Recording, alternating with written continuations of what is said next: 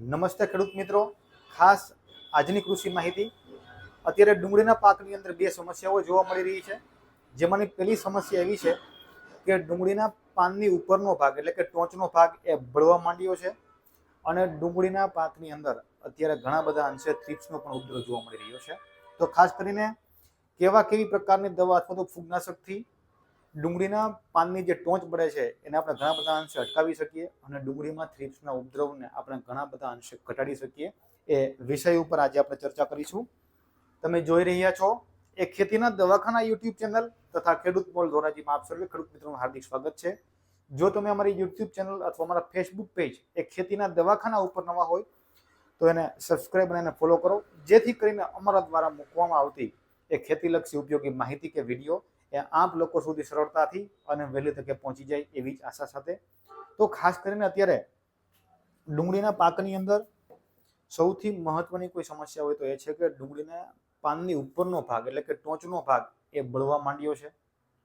તો આ ટોચનો ભાગ બળવા પાછળનું સૌથી મહત્વનું કારણ શું હોઈ શકે? તો એના વિશે વાત કરવામાં આવે તો તમારા વિસ્તારમાં ઝાકળ વરસાદ સતત જોવા મળતી હોય તો આ સમસ્યા એ વધુ પ્રમાણમાં જોવા મળે છે. જો આ સમસ્યા આપને વધારે પ્રમાણમાં જોવા મળે, ડુંગળીનો જે કંઈ ટોચનો ભાગ છે એ ધીમે ધીમે બળતો જાય, તો ખાસ કરીને આપણે ડુંગળીની અંદર ધાર્યું ઉત્પાદન મળતું નથી. જો ડુંગળીનો છોડ એ લીલો હોય તો એની વાનસ્પતિક વૃદ્ધિ એ સારી હોય છે અને વાનસ્પતિક વૃદ્ધિ જો સારી હોય તો આપણે ડુંગળીની અંદર ધાર્યું ઉત્પાદન મેળવી શકીએ છીએ. તો ડુંગળીની જે કંઈ ટોચ બળે છે એ ફૂગજન્ય સમસ્યા પણ આપણે ગણી શકીએ છીએ. અને ખાસ કરીને એમના નિવારણ માટે આપ લોકોએ એજેસ્ટ્રોબિન અને ડાયફેનકોનાઝોલ અથવા પ્રોપિકોનાઝોલ અને ડાયફેનોકોનાઝોલ આ બેમાંથી કોઈ પણ એક દવા તમે એક પંપની અંદર 20 થી 25 મિલી લેખે નાખી અને તમે ડુંગળીના પાક ઉપર છંટકાવ કરશો તો એની અંદર આપણે સારામાં સારું પરિણામ મળી શકે છે. તો ખેડૂત મિત્રો, અત્યારે ડુંગળીની અંદર એ બીજી સમસ્યા એવી જોવા મળે છે કે અત્યારે ડુંગળીના પાકની અંદર થ્રિપ્સનો ઉપદ્રવ આપણે ઘણા બધા અંશે જોવા મળી રહ્યો છે. પાનની ઉપરના ભાગમાંથી કાણું અથવા તો છિદ્ર પાડી અને રસ ચૂસે છે. થ્રિપ્સ એ ચૂસ્યા પ્રકારની એક જીવાત છે. પોતાનું જીવનચક્ર ચલાવવા માટે એ થ્રિપ્સ ડુંગળીના જે કંઈ પાન છે એમાં છિદ્ર પાડી અને રસ ચૂસવા માંડે છે. જે ભાગમાંથી રસ ચૂસાઈ જાય એ ભાગની જે લીલાશ છે એ ધીમે ધીમે દૂર થવા માંડે છે અને ડુંગળીના પાનમાંથી જે પાનમાંથી રસ ચૂસે છે એ પાન ધીમે ધીમે પીળા પડવા માંડે છે અને ઘણી વખત એ સફેદ પણ બની જતા હોય છે.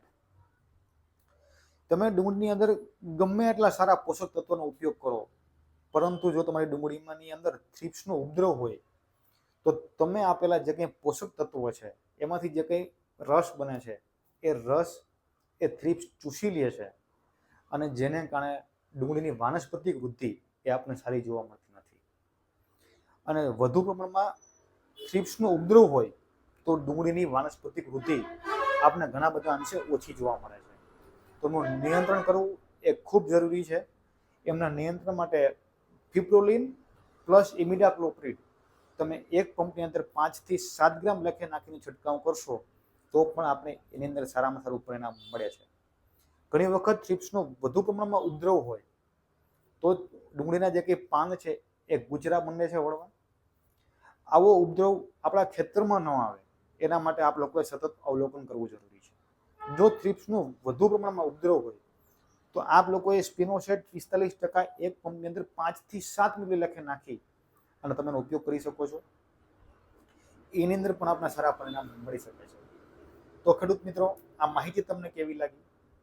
આ ફૂગનાશક અથવા જે કંઈ થ્રિપ્સ નિયંત્રણ માટે ઇમિડાક્લોપ્રિડ અને ફિપ્રોલિનના ઉપયોગ કર્યા પછી તમને કેવું પરિણામ મળ્યું એ તમારો અભિપ્રાય અમને કોમેન્ટ બોક્સમાં લખીને જણાવો. અને જો આ વિડીયો તમને પસંદ આવ્યો હોય તો ડુંગળી વાવતા અન્ય ખેડૂત મિત્રો સુધી શેર કરો, જેથી કરીને વર્તમાનની અંદર આવેલી બે સમસ્યાઓ આપણે ખેડૂત મિત્રો સુધી પહોંચાડી શકીએ અને ખેડૂત મિત્ર એમના નિવારણ માટેના ઉપાયો ચાલુ કરી દઈએ, જેથી આપણે ડુંગળીની અંદર વધુ સારું ઉત્પાદન આપણે લાવી શકીએ. એવી જ આશા અને એવા જ વિશ્વાસ સાથે ભારત માતા કી જય.